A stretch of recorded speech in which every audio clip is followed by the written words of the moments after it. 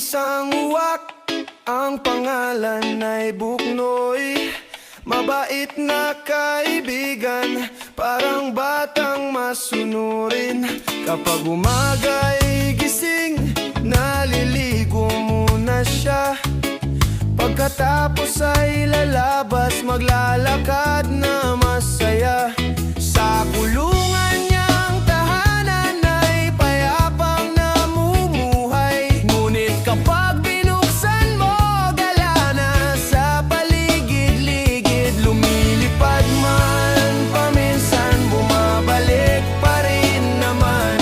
Kapag siya'y nagugutom sa bahay ay uuwian. O Buknoy, matalinong uwak, kaibigan ng tao sa bawat paglakad. Ngunit mag-ingat kung siya'y lolokohin, lahat ng ginawa mo'y kanyang alalahanin. O Buknoy, napakagaling mong tunay, may isip at puso na kahanga-hanga.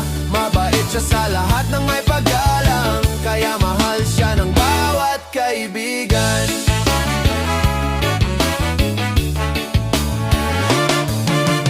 Di lang basta ibon na itim ang balahibo, may talino siyang taglay na bihira mong makita. Kapag may gumawa ng mabuti sa kanya, habang buhay niyang dala ang magandang alaala. Ngunit kung may manloko at manakit sa kanya, tatandaan ni Buknoy ang ginawa mong masama. Dahil siya'y matalino at hindi nakakalimot, parang bantay ng alaala.